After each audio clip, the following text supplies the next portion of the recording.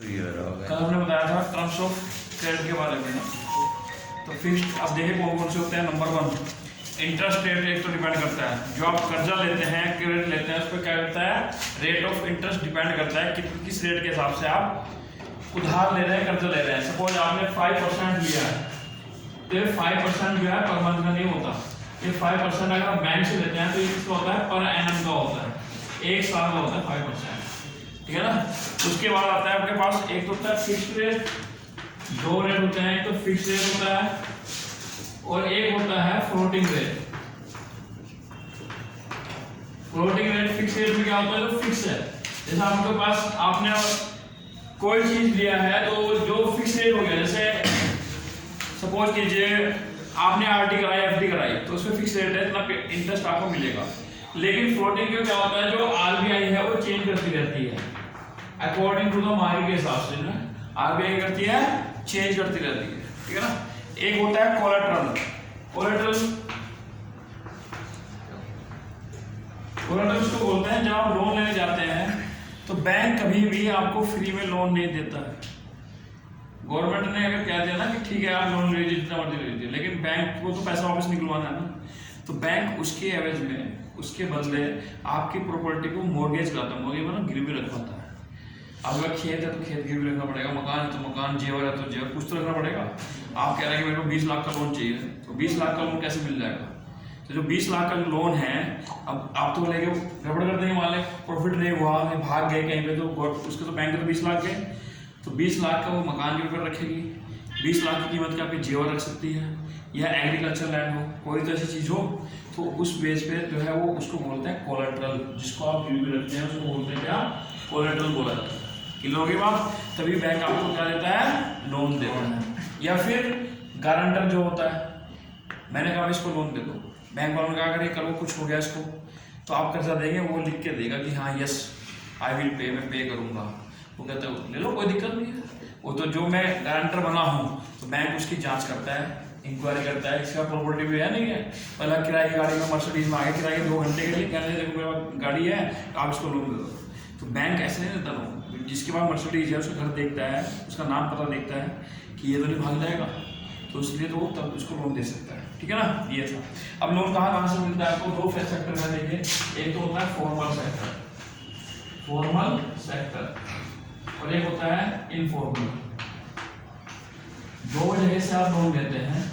Formal sector में जितने भी आपके गवर्नमेंट डिपार्टमेंट्स हैं वो सब आते हैं, बैंक हो गई, बैंक सोसाइटी हो गई, डाकखाना, पोस्ट ऑफिस हो गया, जितना भी आप वहां से लेते हैं उसे कहते हैं फॉर्मल सेक्टर। इसका जो रेट ऑफ इंटरेस्ट होता है वो मिनिमम होता है पर एनम, यानी साल भर में काउंट होता है। कितना होता है, साल भर में काउंट होता है। कैसे काउंट होता है बता देंगे। लेकिन जो इनफॉर्मल होता है, इनफॉर्मल आप किससे लेते हैं, आप इससे लेते हैं रिलेटिव से, किससे लेते हैं, रिलेटिव से लेते हैं, या लैंडलॉर्ड से लेते हैं, जमींदार से लेते हैं, ठीक है ना। या किसी भी आप नेबर से ले सकते हैं, जानने वालों से, नेबर जो होता है पड़ोसी, उससे ले सकते हैं। इसका जो रेट ऑफ इंटरेस्ट होता है वो हाई होता है।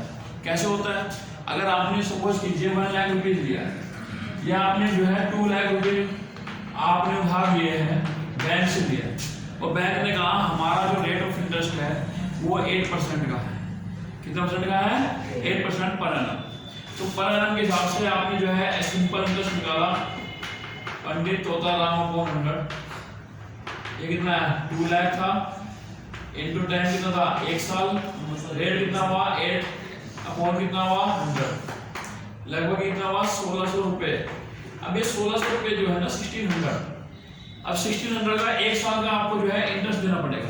अब ये इंटरेस्ट कैसे देना पड़ेगा, तो गवर्नमेंट जो है आपकी किस्त बनाती है 2 लाख की ना, 2 लाख की क्या बनाएगी, किस्त बनाएगी पर मंथ की, और पर मंथ के हिसाब से जितनी किस्त बनेगी आपकी, ये 2 लाख रुपीज थे, 2 लाख में क्या किया आपने 12 से डिवाइड कर दिया, 12 × 12 8 0, 12 6 कितना हुआ 72, लगभग 16,000 तो हो गया आपके लिए, 16,000 के आसपास बन जाएंगे 1600, और प्लस 1600 को भी आप डिवाइड करेंगे, किससे करेंगे, 1600 को क्या करेंगे, डिवाइड करते हैं 12 से। वो इस 100 को आपकी लगभग नियर अबाउट 16,000 कुछ रुपए किस्त बैठ जाएगी एक महीने में। लेकिन अगर आप इनफॉर्मल से इंटरेस्ट लेते हैं 2 लाख रुपए, ठीक है ना। तो अगर 2 लाख रुपए आपने लिए हैं, वो 1 महीने का ब्याज है 1600 रुपये। कितने महीने का ब्याज है? 1 मंथ का, वो मंथ के हिसाब से वो करता है, ठीक है ना। 1600 कितना आता है? 1 मंथ का आता है। 12 से मल्टीप्लाई कर दीजिए, 12 से मल्टीप्लाई कर लें आप, 19,200 रुपये साल भर का ब्याज हो गया। जबकि आपने गवर्नमेंट सेक्टर से लिया था, कितना ब्याज था? 1600 रुपीज। तो अगर आप फॉर्मल सेक्टर से लोन लेते हैं, उससे लेते हैं, उसका रेट ऑफ इंटरेस्ट क्या होता है? वेरी लो होता है। पास करने का आप इजीली दे सकते हैं। एक किस्त में भी 2 बार इकट्ठी दे सकते हैं, नोटिस आता है आपके पास, 3 किस्त के बाद नोटिस आता है।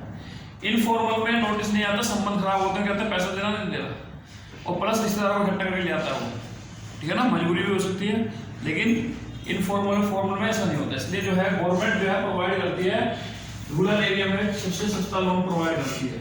जैसे आपके पास किसान क्रेडिट कार्ड बना है, KCC। अब KCC में जो है 1% का हिसाब होता है। कितना है? 1%। यानी अगर आपने 1% लिया है, 2 लाख का 1%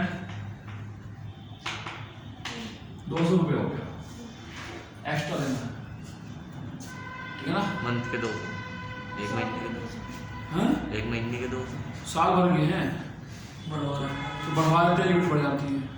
तो इसी तरह से लगता है, वो कहते हैं किसान अपना काम करिए, गवर्नमेंट कहते हैं अपना काम करिए, लेकिन पैसे नहीं जमा करना। जमा नहीं करेंगे तो फिर वो कंपाउंड इंटरेस्ट में चेंज होता है, इंटरेस्ट पे इंटरेस्ट लगता है। लेकिन 1 साल के लिए सस्ता लोन कौन दे रहा है? दे रहा है कोई? नहीं दे रहा। तो ये चीज़ देखिए। तो फॉर्मल सेक्टर जो होता है बड़ा इजी वे है। क्या है? Easy way. इसमें आपको लोन मिल सकता है, फॉर्मल इनफॉर्मल और जो कहते हैं। नेक्स्ट आता है हमारे पास self help group, SG। Self help group क्या होता है? सेल्फ हेल्प ग्रुप गाँव में जो है हेल्प करने के लिए कुछ लोग होते हैं, एजुकेटेड लोग जो होते हैं, गवर्नमेंट की तरफ से, गवर्नमेंट के प्रोवाइड नहीं होते हैं, गवर्नमेंट की तरफ से ये अपने आप में ग्रुप बनाते हैं। नॉन पॉलिटिकल अलाइनमेंट होता है इनका, गवर्नमेंट से या किसी पार्टी से रिलेशन नहीं होता। ये क्या करते हैं? गांव में जाकर के जो लोग होते हैं उनको अवेयर करते हैं। अवेयर कैसे करना है? जैसे ये इनका जो मेन मोटिव होता है वो होता है स्वरोजगार। क्या होता है? Self employment. क्या होता है? Self employment. जो गांव की महिला होती है, हमारे यहाँ तो सुबह देखते हैं, अगर आप देखें सिटी के अंदर 8, 9, 10 बजे तक उठते हैं, 10 साढ़े 10 बजे 11 बजे नाश्ता होता है नहीं होता है। गांव में उस टाइम जो होता है दोपहर खाने की तैयारी हो जाती है 12 बजे। तो 12 बजे से लेकर 1 बजे के बाद जो है महिलाएं 5 बजे तक क्या रहती हैं? फ्री से रहती हैं। तो जो पुअर महिलाएं हैं, पुअर जो वुमेन है, तो उनको जो है सेल्फ हेल्प ग्रुप कुछ काम सिखाता है। जैसे ये जो मास्क इस टाइप का बनना है, हैंडमेड, ये गांव के ग्रुप से बना है, ठीक है ना। सेल्फ हेल्प ग्रुप लोगों ने ही बनाया था ये मास्क, और ये मार्केट में बिका था, 5-5 का पैकेट आ रहा था उस टाइम पे। तो ये कॉटन का उन्होंने कपड़ा लिया और वो चीज़ बना दी। तो इस टाइप से बहुत सारा जो काम होता है वो सेल्फ हेल्प ग्रुप कराते हैं। लेकिन सेल्फ हेल्प ग्रुप जो काम करने के लिए लेके आते हैं, उनको पहले वो क्या करते हैं? ट्रेनिंग देते हैं, और ट्रेनिंग के साथ उनको वो क्या करते हैं? कोऑपरेटिव सोसाइटी से लोन प्रोवाइड कराते हैं। तो कोऑपरेटिव सोसाइटी में मैंने बोला ना मैक्सिमम कितना रहता है?